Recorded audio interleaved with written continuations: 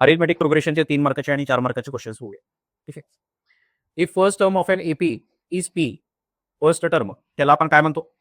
बेटा फर्स्ट टर्मला आपण काय म्हणतो? फर्स्ट टर्मला T1 किंवा ए म्हणतो. काय आहे? तो आहे पी. सेकंड टर्म T2 काय आहे बेटा? Q. And last term is म्हणजे nth टर्म तो किती आहे? R. Then show that the sum of all terms किती प्रूव्ह करायचे आपल्याला? Sum of all terms P plus R into Q plus R minus 2p upon 2 times p minus Q. I think हा question textbook मध्ये आहे. हे बघा, हा solve कसं करायचं बघा. हे दिलेलं आहे पहिला टर्म, दुसरा टर्म आणि nth टर्म म्हणजे लास्ट टर्म दिलेलं आहे. सम ऑफ ऑल टर्म्स हे इतका आहे, हे प्रूव्ह करायचं आहे. बरोबर. सम ऑफ ऑल टर्मचे 2 फॉर्म्युले आहेत बघा. सम ऑफ n टर्म्सचा फॉर्म्युला काय आहे? काय formula? n/2 into bracket 2a plus n-1 d. हा एक फॉर्म्युला आहे. आणखी एक फॉर्म्युला आहे बघा सम ऑफ n टर्म्सचा formula n/2 first term plus last term असा एक फॉर्म्युला. बरोबर. या लास्ट टर्मला काय म्हणायचं? tn म्हणायचं लास्ट टर्म. ठीक आहे. तर हा फॉर्म्युला यूज केल्यानंतर आपल्याला आन्सर मिळणार. आता प्रूव्ह करण्यासाठी आता जे प्रूव्ह करायचं आहे त्याच्यामध्ये n ची टर्म आहे का? n ची टर्म आहे का? हे बेटा जे प्रूव्ह करायचं आहे एस एन ची व्हॅल्यू जी प्रूव्ह करायची तिथे n ची व्हॅल्यू आहे का? नाही. n ची व्हॅल्यू आपल्याला फाइंड आउट करावं लागेल. बरोबर का? n ची व्हॅल्यू फाइंड आउट करावं लागेल. a ची व्हॅल्यू तर माहिती आहे p, लास्ट टर्म पण माहिती आहे r. बरोबर का? फक्त n ची व्हॅल्यू फाइंड आउट करावं लागेल. n ची व्हॅल्यू अजून कुठल्या फॉर्म्युल्याने कॅल्क्युलेट करते? tn चा फॉर्म्युला आपल्याकडे आहे. tn nth टर्मचा फॉर्म्युला काय? a plus n-1 d. बरोबर का? nth टर्म लास्ट टर्म काय आहे? r आहे म्हणून सांगितलं. पहिलं टर्म काय आहे म्हणून सांगितले? t. बरोबर का? n-1 d किती आहे? आता इथं T2 आहे बघा. T2 मायनस T1 केल्यानंतर ना कॉमन डिफरन्स d मिळतो. d कसा मिळतो? T2 मायनस T1 केल्यावर Q मायनस p आहे. बरोबर का? तर या d ची व्हॅल्यू किती आहे? Q minus p. या सगळ्याला सॉल्व्ह केल्यावर n ची एक व्हॅल्यू मिळते. n ची व्हॅल्यू काय मिळते?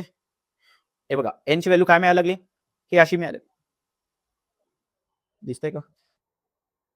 n ची व्हॅल्यू काय मिळते? याला सॉल्व्ह केल्यावर मिळणारच आहे ना ते.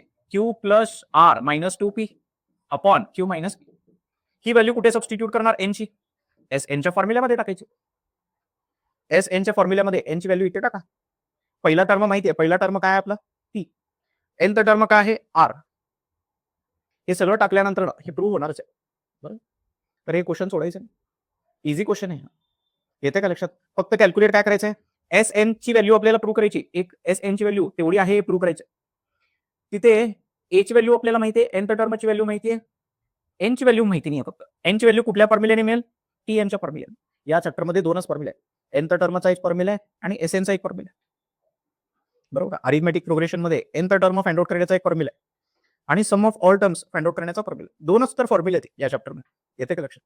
आणि एस एनचे 2 व्हर्जन आहेत. फक्त एस एनचे 2 व्हर्जन आहेत. एक व्हर्जन आहे, एक व्हर्जन. बरोबर. टी एनचा एक फॉर्म्युला, एस एनचा एक फॉर्म्युला. येते लक्षात? हा क्वेश्चन लक्षात येते का?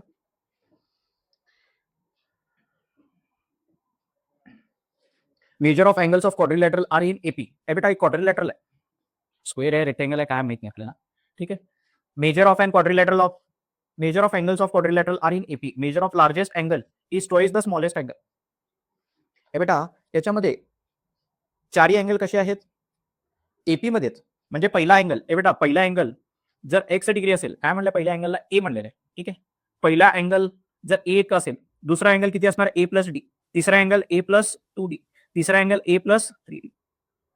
अरिथमेटिक प्रोग्रेशन मध्ये असणारे टर्म्स असेच असतात की T1 ची व्हॅल्यू, T2 ची व्हॅल्यू, T3 ची व्हॅल्यू, T4 ची व्हॅल्यू. तर पहिला अँगल ए इतका आहे, दुसरा अँगल a प्लस डी इतका आहे, तिसरा अँगल इतका आहे, चौथा अँगल इतका आहे. आता तिने दिलेला काय बघा? Measure of angles of quadrilateral are in AP. 4 angle AP मध्ये आहेत. The measure of largest angle हा असणार आहे. The measure of largest angle is, largest angle किती आहे म्हणून सांगितलंय? इज म्हणजे इक्वल टू लेस. इज किती आहे म्हणून सांगितलंय? Twice the smallest angle. Smallest अँगलच्या twice the smallest angle. Find the measure of all angles of quadrilateral. बेटा या इक्वेशन वरून काय मिळेल तुम्हाला? आता A in terms of D मिळेल. बरोबर का? ए बेटा A in terms of D मिळेल. काय मिळते बघा? हा ए इकडे आला तर मायनस ए होईल. 2a मायनस ए होईल. ए ची व्हॅल्यू काय येते? 3d. ए आणि डी मध्ये रिलेशन मिळालं बघा. ए आणि डी मध्ये रिलेशन मिळालं, बरोबर का? आता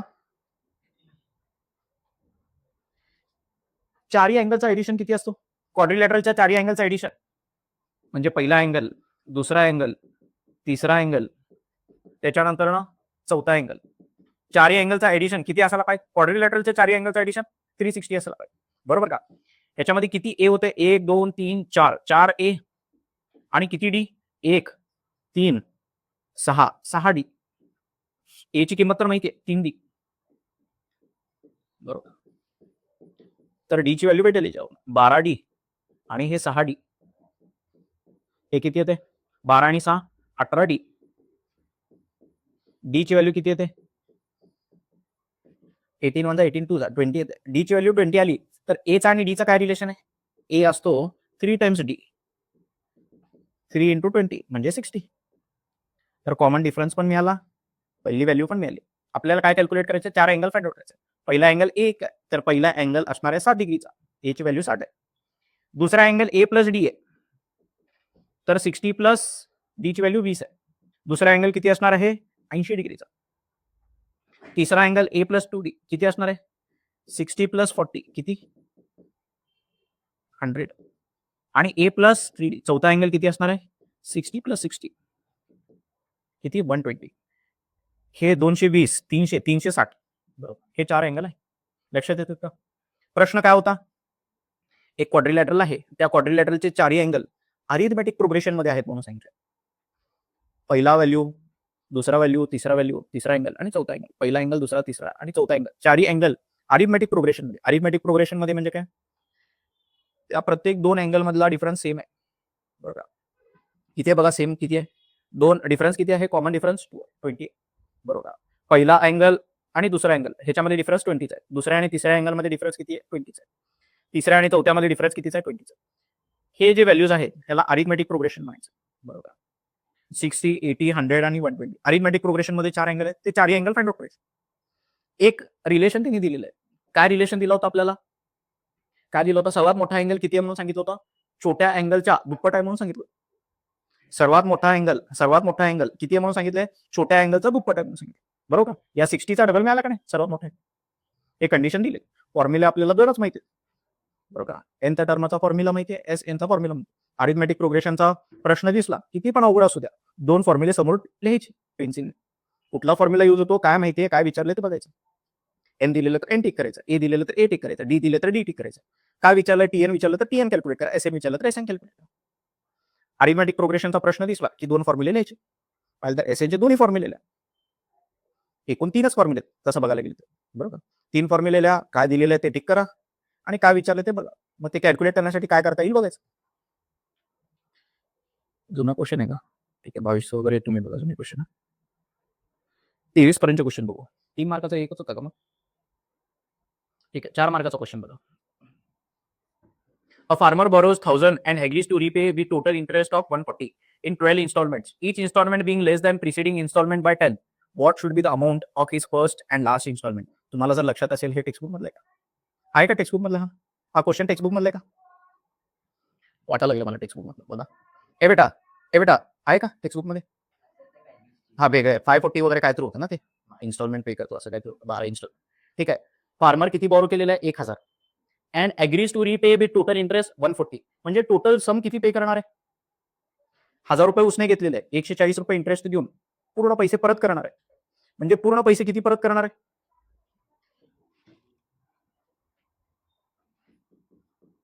total amount to be paid किती आहे? 1000 रुपये त्यांनी घेतलेले ते तर द्यावाच लागेल आणि 140 रुपये इंटरेस्ट ते पण द्यावं लागेल. तर एकूण पैसे किती द्यायचे त्या फार्मरला? 1140 द्यायचे. आता हे 1140 तो कसा देणार आहे? 12 हप्त्यांमध्ये देणार आहे, इन 12 इन्स्टॉलमेंट, बरोबर का? 12 हप्त्यांमध्ये देणार आहे. तर सम ऑफ ऑल टर्म्स म्हणजे हे एस एन ची व्हॅल्यू आहे.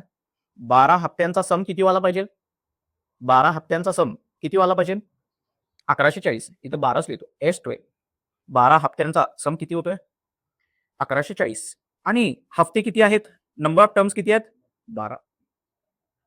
पुढे काय म्हणलंय बघा, each instalment being less than the preceding instalment by 10. तर डी ची व्हॅल्यू -10 आहे. म्हणजे काय? पहिला हप्ता जर 100 रुपयाचा असेल, दुसरा हप्ता ह्याच्यापेक्षा 10 रुपये कमी आहे 90 रुपयाचा, तिसरा हप्ता ह्याच्यापेक्षा 10 रुपये कमी आहे 80 रुपयाचा. बरोबर का? तेच म्हणलंय का बघा वाक्यात. इच इन्स्टॉलमेंट, प्रत्येक हप्ता, being less than the preceding instalment, मागच्या हप्त्यापेक्षा, प्रत्येक हप्ता मागच्या हप्त्यापेक्षा बाय 10, काय म्हणले, 10 रुपयाने कमी आहे. इच instalment being less than preceding instalment by 10, प्रत्येक हप्ता मागच्या हप्त्यापेक्षा 10 रुपयांनी कमी आहे. पहिला हप्ता 100चा असेल तर दुसरा हप्ता 90चा, तिसरा हप्ता 80चा, असा 10 रुपये कमी होत जाणार आहे. तर डी ची व्हॅल्यू माहिती आहे. तुला काय विचारलंय, what should be the amount of his first and last instalment. तर पहिला इन्स्टॉलमेंट विचारलंय आणि लास्ट इन्स्टॉलमेंट विचारलंय. येते का लक्षात? पहिला हप्ता विचारलाय. फॉर एक्झाम्पल पहिला हप्ता ए देणार आहे, दुसरा हप्ता ए प्लस डी देणार आहे, तिसरा हप्ता ए प्लस 2 बी देणार आहे. बरोबर का? तर हे ए आणि टी एन फाइंड आउट करण्यासाठी टी एनचा फॉर्म्युला माहिती का आपल्याला? टी एनचा फॉर्म्युला काय? ए प्लस एन मायनस 1 डी. हे एन माहिती आहे, हे डी माहिती आहे, ए माहिती नाही बघा. ए जर मिळाला तर हा ए तर मिळून जाईल आणि एनचा टर्म पण आपण कॅल्क्युलेट करते. दुसरा फॉर्म्युला अजून कुठला माहिती आपल्याला? एस एनचा फॉर्म्युला माहिती आहे. एस एनचा formula N by 2 2a plus N minus 1 D.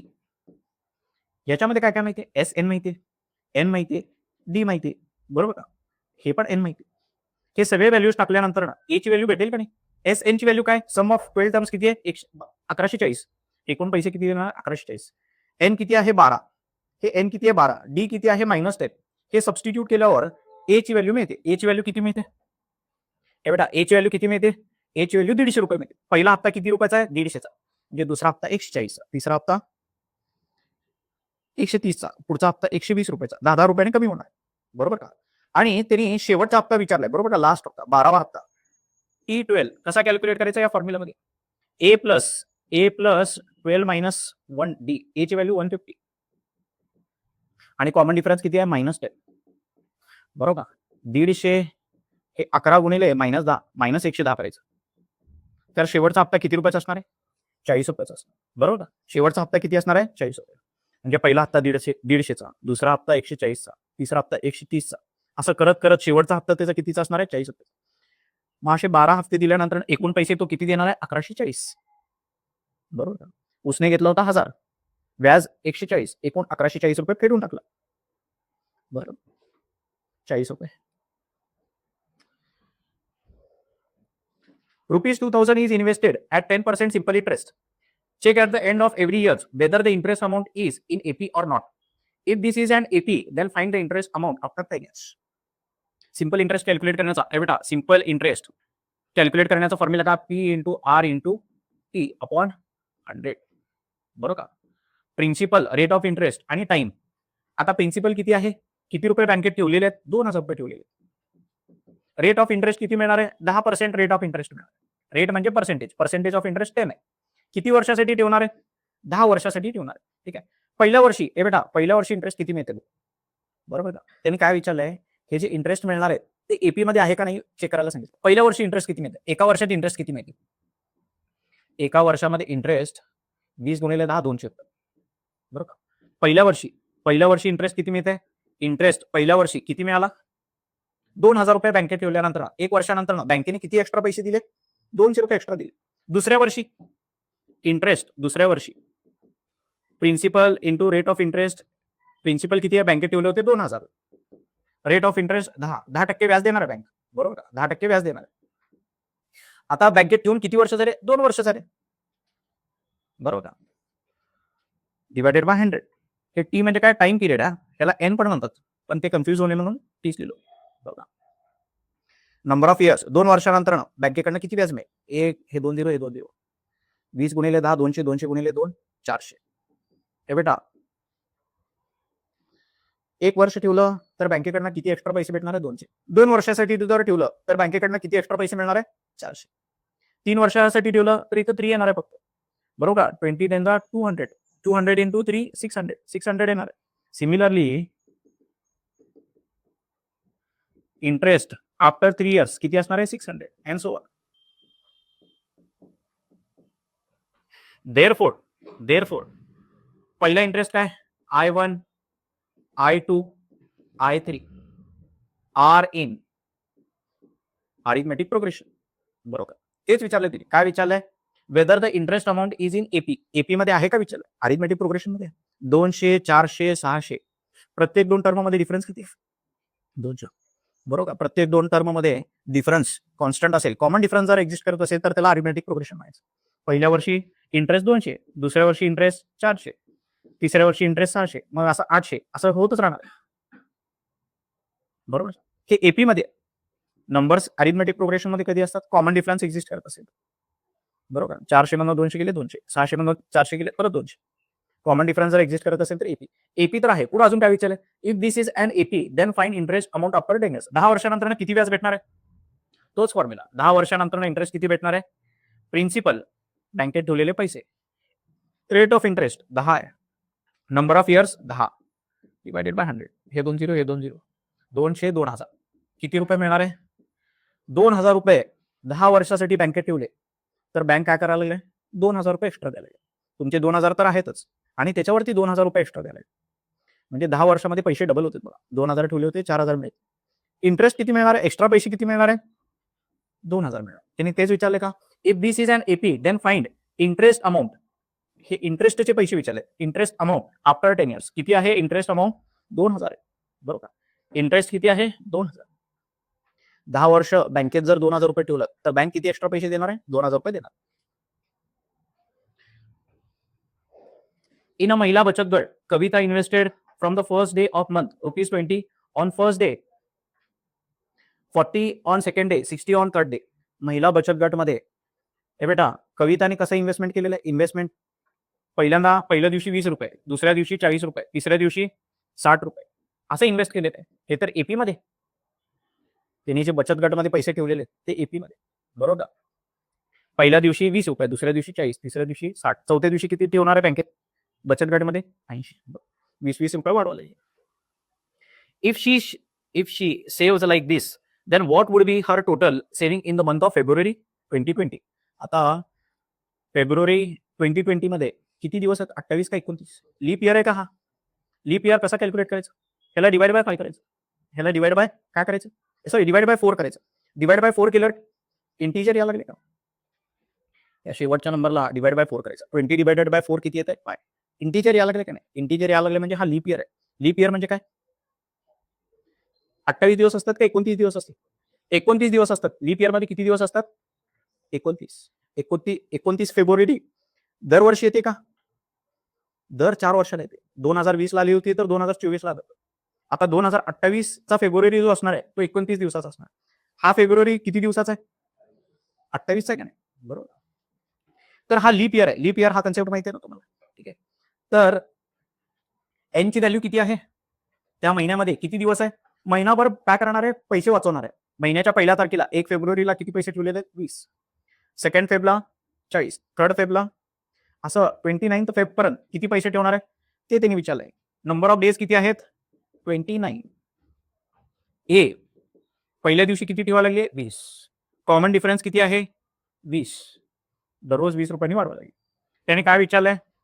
Then what would be her total saving. Total saving म्हणजे सगळ्यांचा सम करावा लागेल. Sum of 20 terms, sum of 29 terms हे आपल्याला विचारलं. बरोबर. S29 कसा कॅल्क्युलेट करणार? फॉर्म्युला काय याचा? n/2 2a plus n-1 b. बरोबर. n ची व्हॅल्यू काय आहे? 29/2. 2a a काय आहे? 20. n-1 29 - 1 is 28 into d. d किती आहे? 20. 29/2 हे 40, 56 आणि हे 0 560. हे 600 होते. 600 भागिले 2 300. 29 इंटू हे 2 0 लिहितो. 9 3 जा 27, 2 3 जा 6, 6 प्लस 2 इज 8, 8700. किती रुपये? ए बेटा एका महिन्यात किती रुपये वाचवते? सेव्ह करते? 8700. 8700. बरोबर. पहिल्या दिवशी 20, दुसऱ्या दिवशी 40, तिसऱ्या दिवशी 60, चौथ्या दिवशी 80. असं जर 29 दिवस पैसे ठेवले तर 29 दिवसामध्ये किती पैसे जमा होणार आहेत बचत गटामध्ये? 8700. येते लक्षात? 2च फॉर्म्युला आहे. त्यातला हा फॉर्म्युला यूज होतो. TN चा एक फॉर्म्युला आहे, सम SN चा एक फॉर्म्युला आहे.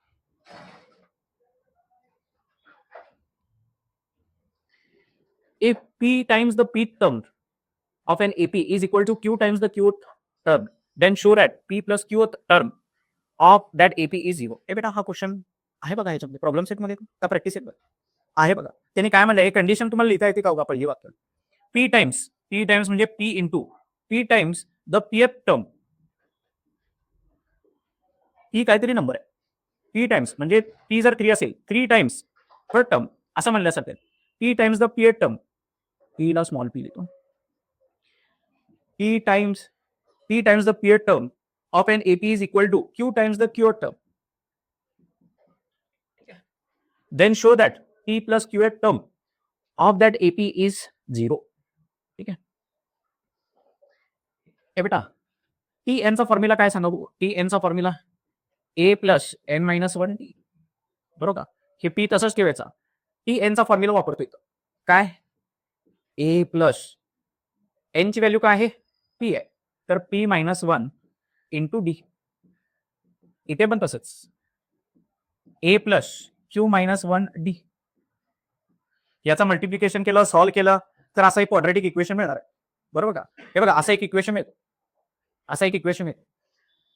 हे बेटा ह्याला पूर्ण सॉल्व्ह केल्यानंतर ना एका बाजूला आणायचं, राईट हँड साईडला 0 ठेवायचं, सगळं लेफ्ट हँड साईडला ठेवायचं आणि राईट हँड साईडला 0 आणायचं, बरोबर. इथं 0 आलं, सगळे टर्म्स लेफ्ट हँड साईडला येऊन गेल्यानंतर ना राईट साईडला 0 आणा, बरोबर का. ह्याला सिम्प्लिफाय केल्यानंतर ना असे टर्म्स भेटणार आहे. प्रत्येक टर्मकडे p मायनस क्यू आहे. पूर्ण इक्वेशनला p मायनस क्यू ने जर डिवाइड केलं तर असा मिळेल. हा कुणाचा फॉर्म्युला आहे, हे बघा याला सिम्प्लिफाय केलं, परत डी ने जर मल्टिप्लाय केलं, डीपी डी क्यू केलं आणि सगळ्यांकडनं डी कॉमन घेतलं तर हा असा मिळतो. हा फॉर्म्युला कोणाचा आहे, तुम्हाला काय विचारलंय, ए बेटा तुम्हाला काय विचारलंय, then show that p plus qth term, p plus qth term हे काहीतरी नंबर आहे, 10वा टर्म, 20वा टर्म, 25वा टर्म, तो टर्म विचारलाय. p प्लस क्यू एक काहीतरी नंबर आहे, तितका टर्म 25वा टर्म विचारलेला आहे. त्याचा फॉर्म्युला सांगा बघू. या पद्धतीने फॉर्म्युला सांगा बघू. a प्लस n मायनस 1 म्हणजे p plus q minus 1 D. याची किंमत तर मिळाली आपल्याला, याची किंमत मिळाली बघा आताच्याच इक्वेशन मध्ये. याची किंमत किती मिळाली, याची किंमत किती मिळाली, 0. ह्याचीच व्हॅल्यू कॅल्क्युलेट करायला सांगितली होती, याची व्हॅल्यू तर 0 आहे. इक्वेशन 1 वरनं हे काय आहे, 0.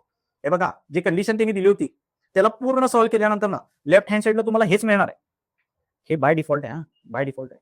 0 दाखवा म्हणून सांगितलं की नाही, याची व्हॅल्यू 0 दाखवा म्हणून सांगितलंय, तर लेफ्ट हँड साईडला जे कंडिशन दिलेली आहे त्याला सॉल्व्ह केल्यावर हेच येणार आहे.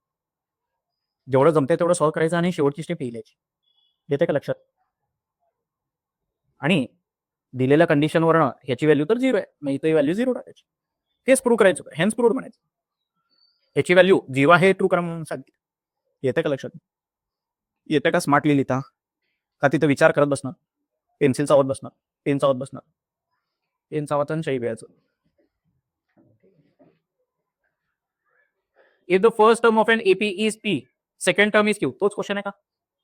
हे बेटा सुरुवातीला होता का, first term P, second term Q, last term is R, होता का नाही. 3 मार्काला पण प्रश्न होता का नाही तोच. Then show that sum of all terms, S N ची व्हॅल्यू एवढी येते, प्रूव्ह करायचं. तिथं फक्त एन ची व्हॅल्यू लागायची होती का नाही आपल्याला, त्या एन ची व्हॅल्यू टाकल्यानंतर ना आन्सर मिळते बघा. हे बघा ह्याच्यामधलं फक्त एन कॅल्क्युलेट करायचं होतं. पहिला टर्म तर माहिती आहे, लास्ट टर्म तर माहिती आहे. पहिला टर्म पी आहे, लास्ट टर्म आर आहे. एन ची व्हॅल्यू फक्त कॅल्क्युलेट करायची होती, एन ची व्हॅल्यू मिळते. एन ची व्हॅल्यू कुठून मिळते, एन टर्मचा फॉर्म्युला आहे, बरोबर. एन टर्मचा फॉर्म्युला आहे. या एन टर्मची व्हॅल्यू तर आपल्याला दिली आहे, लास्ट टर्म आर आहे, पहिला टर्म माहिती आहे, कॉमन डिफरन्स माहिती आहे, एन ची व्हॅल्यू याच्यावरून मिळते. If the sum of first p terms of an AP is q is equal to the sum of first q terms. हे बेटा सम ऑफ p terms आणि सम ऑफ q terms हे equal आहे म्हणून सांगितलं. p आणि q काहीतरी number आहे. पहिले 5 टर्म आणि पहिले 10 टर्म यांचा सम सेम आहे म्हणून सांगितलं, बरोबर. किंवा पहिला 5 टर्म आणि पहिले 6 टर्म चा सम सेम आहे, असं कधी होऊ शकते सांगू. जर 6वा टर्म 0 असेल तर, 6वा टर्म काय असेल, 0 असेल तर. बघा असं जर असेल, फॉर एक्झाम्पल 8 6 त्याच्यानंतर ना 4 2 0, इथं अजून काहीतरी लिहितो 10, ठीक आहे. पहिला, दुसरा, तिसरा, चौथा, 5वा, 6वा. पहिल्या 5 टर्मचा सम किती येतो, काहीतरी, आणि पहिल्या 6 टर्मचा सम पण किती येतो, तितकाच. अशा केसमध्ये येऊ शकते का नाही, तेच त्यांनी सांगितलेलं आहे. सम ऑफ पी टर्म्स आणि सम ऑफ क्यू टर्म्स हे इक्वल आहे म्हणून सांगितलं. काय म्हणलंय मग? Then show that the sum of first P plus Q terms याची व्हॅल्यू किती आहे म्हणून दाखवायची? 0. परत तसंच होतं बघा मागच्या क्वेश्चनचं. ह्याचा फॉर्म्युला लिहायचा. ह्याचा फॉर्म्युला काय? सम ऑफ पी टर्मचा फॉर्म्युला काय? एस एनचा फॉर्म्युला काय? n/2 ब्रॅकेटमध्ये 2a plus p minus 1 into t. इकडे पण तोच फॉर्म्युला. सम ऑफ क्यू टर्म्सचा फॉर्म्युला काय? एन ची व्हॅल्यू क्यू टाकायची. एन ची व्हॅल्यू पी टाकायची. एन ची व्हॅल्यू क्यू टाकायची. q/2 2a प्लस ब्रॅकेटमध्ये काय येईल? q minus 1 into d. बरोबर. ह्याला इकडे घेऊन यायचं, सॉल्व्ह करायचं. सॉल्व्ह केल्यानंतर तुम्हाला सांगतो काय येणार आहे. बघा काय येणार आहे इथे सांगतो तुम्हाला. हे बघा, हे सगळं इकडे घेऊन यायचं, इक्वल टू 0 करायचं. इकडे काय येणार आहे तुम्हाला सांगतो. या कंडिशनला सॉल्व्ह केल्यानंतर इकडे काय येणार आहे याचा फॉर्म्युला सांगा बघू. Sum of p plus q टर्मचा फॉर्म्युला सांगा बघू. P plus q divided by 2 into bracket 2 times a plus p plus q minus 1 into d. बरोबर. हे टर्म लेफ्ट साईडला येणार इकडे. याचीच व्हॅल्यू 0 येणार आहे. हे दिलेल्या कंडिशनवर याचीच व्हॅल्यू 0 येणार आहे. म्हणून sum of p plus q term किती आहे म्हणायचं? 0 आहे. येते का लक्षात? येते का लक्षात? हे बेटा फायनान्शियल प्लॅनिंगचे 3 मार्काचे आणि 4 मार्काचे क्वेश्चन बघूया. Shri Shivajirao has purchased 150 shares. किती शेअर्स परचेस केलाय? नंबर ऑफ शेअर्स किती आहे? नंबर ऑफ शेअर्स किती घेतला? किती शेअर घेतला? 150 शेअर घेतला.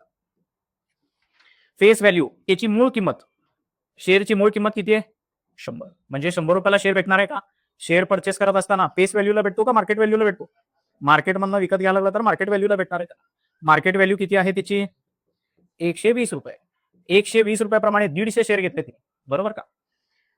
Company has paid 7% dividend. Dividend किती भेटलेला आहे त्याला? 7%. ठीक आहे. Find the rate of return. Rate of return सांगा बघू. एकच फॉर्म्युला आहे या चॅप्टर मध्ये, एकच फॉर्म्युला आहे. सांगा बघू फॉर्म्युला काय?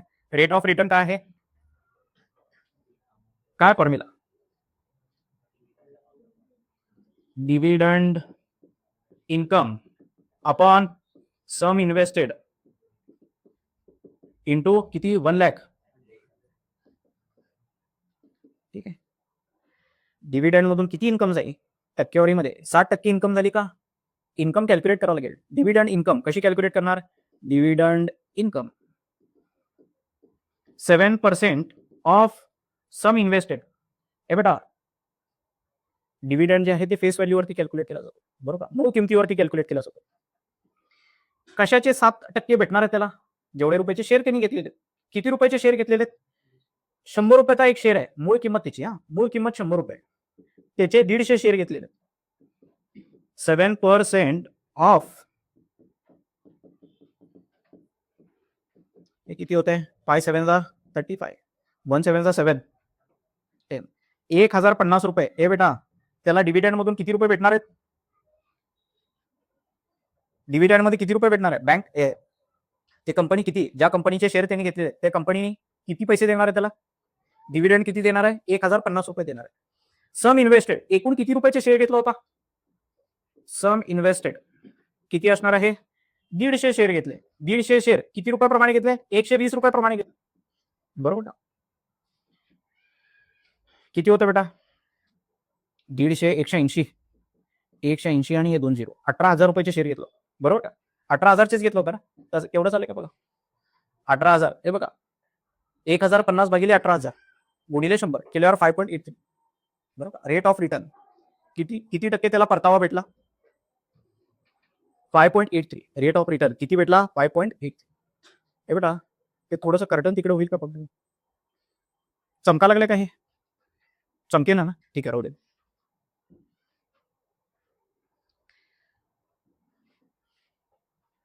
$50 शेअर्स ऑफ फेस व्हॅल्यू. हे बेटा नंबर ऑफ शेअर्स किती आहे? नंबर ऑफ शेअर्स किती आहे?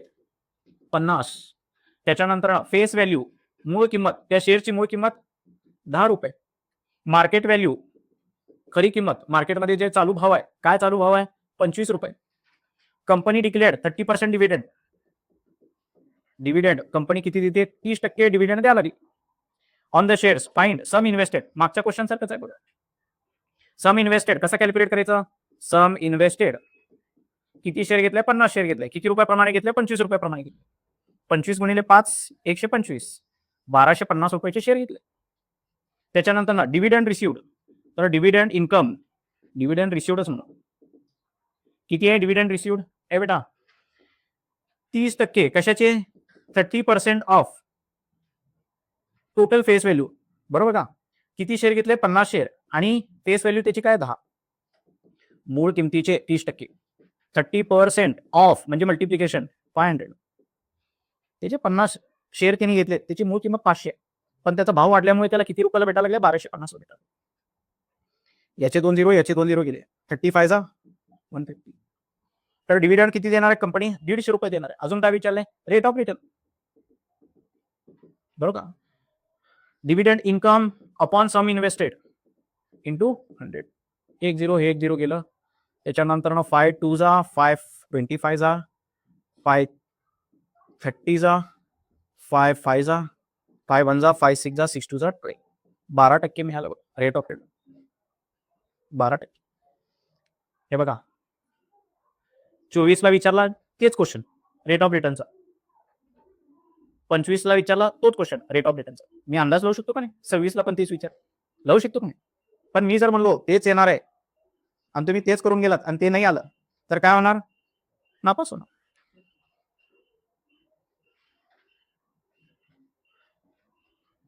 सगळं करून द्यायचं. A retailer sold 2 tees, textbook मधला आहे का नाही? 2 डबे पेनचे घेतला होता, 28 रुपयाचा एक डबा होता, GST 28%. Find the amount of CGST SGST charge in the tax equals. हे बेटा एक डबा 28 रुपयाला आहे, पेनचा एक डबा किती रुपयाला आहे?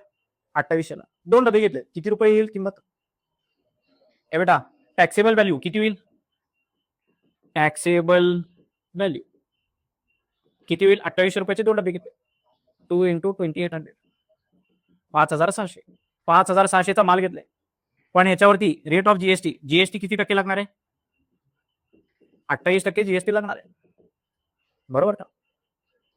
सीजीएसटी आणि एसजीएसटी कॅल्क्युलेट करायला सांगितले. पहिल्यांदा जीएसटी कॅल्क्युलेट. जीएसटी किती असणार आहे? 28%, 28% ऑफ 5600, 28% ऑफ 5600. या दोघांचं मल्टिप्लिकेशन जे काय येत असेल ते. मग सीजीएसटी किती असणार आहे? सीजीएसटी किती असणार आहे? सीजीएसटी किती असणार आहे? हाफ ऑफ जीएसटी, जीएसटीचा अर्धा. एसजीएसटी किती असणार आहे? ते पण हाफ ऑफ जीएसटी असणार. परत कॅल्क्युलेट करायचं का? जी व्हॅल्यू आहे सीजीएसटीची आली तीच एसजीएसटीची असणार आहे. केलेच बरोबर का? 784 तेच व्हॅल्यूज आहेत. ते जुने क्वेश्चन तुम्ही बघा. 4 मार्काचा एकच क्वेश्चन आहे का? ते पण 20 मध्ये विचारले तरी काय? भुजंगराव इन्व्हेस्टेड किती रुपये इन्व्हेस्ट केले आहे? किती रुपयात? 25 करोड, 25 लाख किती आहे ते? किती? 2,50,590 रुपये in shares of face value. हे बेटा सम इन्व्हेस्टेड टेक्स्टबुक मध्ये या व्हॅल्यूला म्हणायचं सम इन्व्हेस्टेड. किती रुपये इन्व्हेस्ट केलंय? 2,50,000. किती? 2,50,590 रुपये इन्व्हेस्ट केलेला आहे. फेस व्हॅल्यू, पण त्या शेअरची मूळ किंमत किती आहे? शेअरची मूळ किंमत 10 रुपये. 10 रुपयाचा शेअर तिने एवढ्या रुपयाला घेतला का? नाही, नंबर ऑफ शेअर्स जास्त घेतलेले. मार्केट व्हॅल्यू 10 रुपयाचा जो शेअर आहे त्याचा मार्केटमध्ये काय भाव चालू आहे? 250 रुपये, 250 rupees. Rate of brokerage, rate of brokerage तो किती आहे? 0.2%. रेट म्हणजे पर्सेंटेज. जीएसटी आहे 18%. रेट ऑफ जीएसटी आहे, रेट ऑफ जीएसटी किती? 80%. ठीक आहे. Number of share purchased. ए बेटा मार्केट व्हॅल्यू किती आहे? 250 रुपये. 250 रुपयाला जर एक शेअर असेल तर एक शेअरची किंमत किती असणार आहे बघा? एक शेअर तर 250 रुपयाला आहे, तर एक शेअरची किंमत 250 रुपयाच असणार. नाही, ब्रोकरेज कन्सिडर करावं लागेल, जीएसटी पण, बरोबर का? 250 रुपयाचा शेअर तुम्हाला 250 रुपयाला भेटणार नाही, त्याच्यावरती जीएसटी पण द्यावं लागेल, त्याच्यावरती ब्रोकरेज पण द्यावं लागेल, बरोबर का? शेअर तुम्ही परचेस करत असताना ब्रोकरकडनं घेता का नाही, तर त्या ब्रोकरला त्याची ब्रोकरेज द्यावं लागेल, दलालला त्याची दलाली द्यावं लागेल, आणि गव्हर्नमेंटला त्याच्यावरती काय द्यावं लागेल? जीएसटी द्यावं लागेल. जे दलाली आहे त्याचा 18% जीएसटी असतं. तर ए बेटा ब्रोकरेज ऑन 1 शेअर. एका शेअरवरती ब्रोकरेज किती असणार आहे? 250 रुपयाला शेअर आहे, त्याच्यावरती किती टक्के? 0.2%. 0.2%. 0.2% ऑफ 250. हे किती येतं बेटा?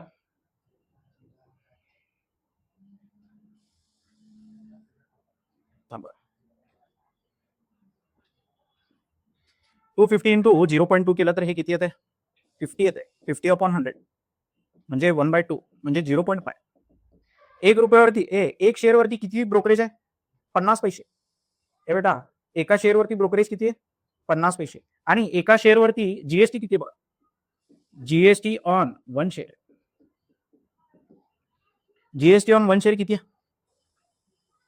18% ऑफ ब्रोकरेज. 18%.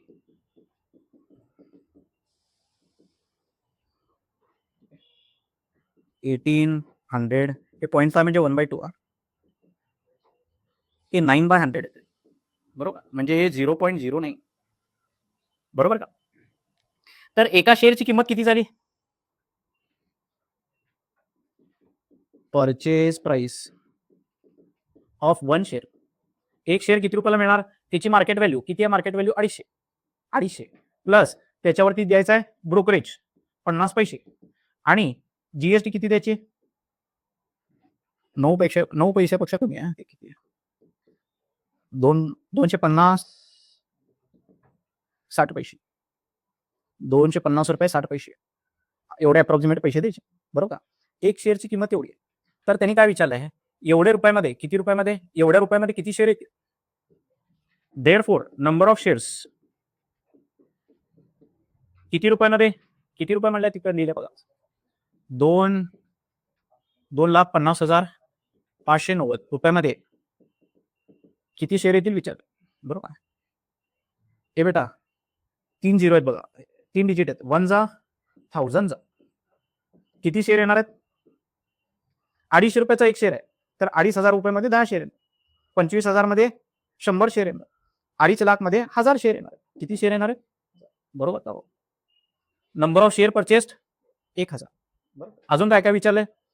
एकूण ब्रोकरेज किती दिले? एका शेअरवरती 50 पैसे, तर 1000 शेअरवरती 500 रुपये. एका शेअरवरती 0.09 रुपये जीएसटी द्यायला, तर 1000 शेअरवरती किती? 90 रुपये देणार. हो का? 1000 शेअरसाठी जीएसटी किती येते? 90 रुपये. याला 1000 ने मल्टिप्लाय केलं तर 90 रुपये जीएसटी येते. टोटल ब्रोकरेज किती येते? एका शेअरवरती ब्रोकरेज 0.5 रुपीज आहे, तर 1000 शेअरवरती किती येते? 500. येते का लक्षात? तर 590 रुपये तिने एक्स्ट्रा पे केले. बरोबर का? 590 हे वरचे 590 जे आहेत